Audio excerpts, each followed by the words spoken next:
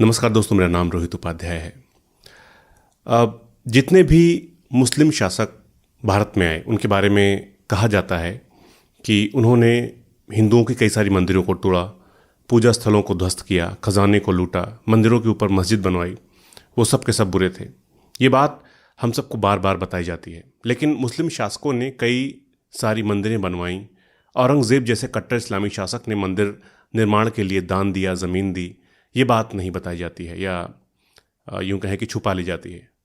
और एक बात कि मराठाओं को इतिहास में हिंदुत्व का रखवाला मानते हैं हम लोग, लेकिन बहुत कम लोगों को पता है कि 1791 में मराठाओं ने श्रृंगेरी शंकराचार्य मठ मंदिर को तोड़ा था, हिंदुओं का कत्ल किया था, जिसको दोबारा बनवाया था टीपू सुल्तान ने, एक मुस्लिम शासक ने। अब अगर ऐसा होता कि औरंगज़ेब को हिंदुओं से नफरत होती तो वो मंदिरें क्यों बनवाता, और अगर मराठा हिंदुत्व बचा रहे थे तो मंदिर क्यों तोड़ते, हिंदुओं का कत्ल क्यों करते। और सबसे पहले मुस्लिम आक्रांता महमूद गजनवी ने 1025 ईस्वी में सोमनाथ मंदिर पर हमला क्यों किया था? क्योंकि वो हिंदू से नफरत करता था?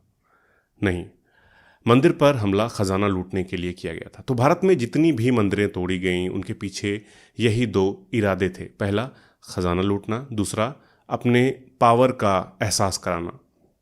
तो मंदिरों के तोड़ने की धार्मिक नहीं, हमेशा राजनीतिक वजहें थीं। मंदिर क्यों तोड़े जाते थे इसके बारे में भी बहुत ज़्यादा लिखा और पढ़ा जा चुका है। जैसे कहा जाता है कि अपने यहाँ अलग अलग रियासतों के अलग अलग कुल देवता होते थे जिनकी राजा पूजा किया करते थे, और युद्ध होने पर जो राजा जीतता था वो दूसरे राजा के कुल देवता का मंदिर तोड़ देता था, आम जनमानस में संदेश देने के लिए कि राजा बदल गया है। अब मुझे पता है कि ये सारी बातें आपको थोड़ी अटपटी लग रही होंगी, इन्हें मानने में, इन्हें समझने में आपको परेशानी हो रही होगी, मगर उस दौर पर लिखी इतिहास की कोई भी किताब उठाकर आप पढ़ लीजिए, यही लिखा है, यही सच है। किसी ढंग की वेबसाइट पर गूगल करके भी पढ़ सकते हैं, मगर हो सकता है कि ये बातें आपके व्हाट्सएप वाले फर्जी ज्ञान से मेल न खाए, इसलिए कई लोगों को ये सच स्वीकारने में थोड़ी दिक्कत हो सकती है। लेकिन जो सही है वो सही है, जो सच है वो सच ही कहा जाएगा। मैं सिर्फ आपको कुछ फैक्ट्स बताता चल रहा हूँ।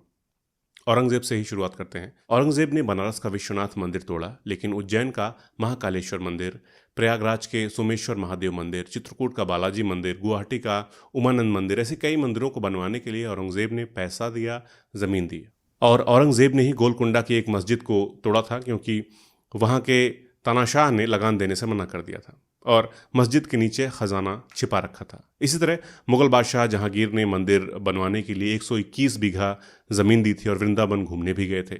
अगर किसी पंडित पुजारी को कोई समस्या होती थी तो वो बादशाह तक जा सकता था और सुनवाई भी जल्द होती थी।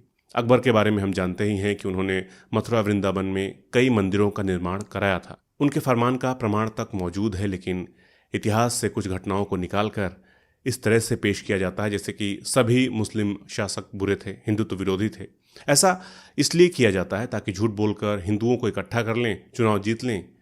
यही बस इनकी राजनीति है, क्योंकि इकोनॉमी संभालना इनके बस की है नहीं, रोजगार दे नहीं पा रहे, महंगाई ज़बरदस्त तरीके से बढ़ती जा रही है।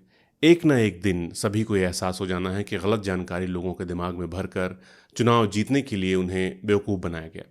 अयोध्या की हनुमानगढ़ी मंदिर भी जानते ही हैं आप लोग, वो किसने बनवाई है? गूगल कर लीजिए, जवाब मिलेगा आपको, नवाब शुजाउद्दौला ने। वही अवध के नवाब शुजाउद्दौला जो मुस्लिम थे, मगर उनके साथ मिलकर नागा सन्यासी राजेंद्र गिरी और उनके शिष्य अनूप गिरी और उमराव गिरी की बिना कपड़ों वाली सेना काशी के हिंदू राजा बलवंत सिंह के खिलाफ लड़ी थी। और आगे चलकर जब अवध के नवाब शुजाउद्दौला ने अफगानों के साथ गठजोड़ किया तो नागा मराठों के खिलाफ युद्ध के मैदान में उतरे। तो ये धर्म युद्ध जैसा कभी कुछ था ही नहीं। आचार्य जदुनाथ सरकार की लिखी हुई दशनामी संप्रदाय के इतिहास की किताब में इस बारे में विस्तार से लिखा गया है, चाहे तो पढ़ सकते हैं। तो हमारा इतिहास बहुत ज़्यादा मिला जुला रहा है, जिसे अलग करने की कोशिश की जा रही है। और मेरी कोशिश ये है कि जितनी ज़्यादा से ज़्यादा लोगों तक सही जानकारी पहुँचे उतना अच्छा, और ये तभी होगा जब आप लोग सही जानकारी को शेयर करेंगे। तो मिलते हैं अगले वीडियो में।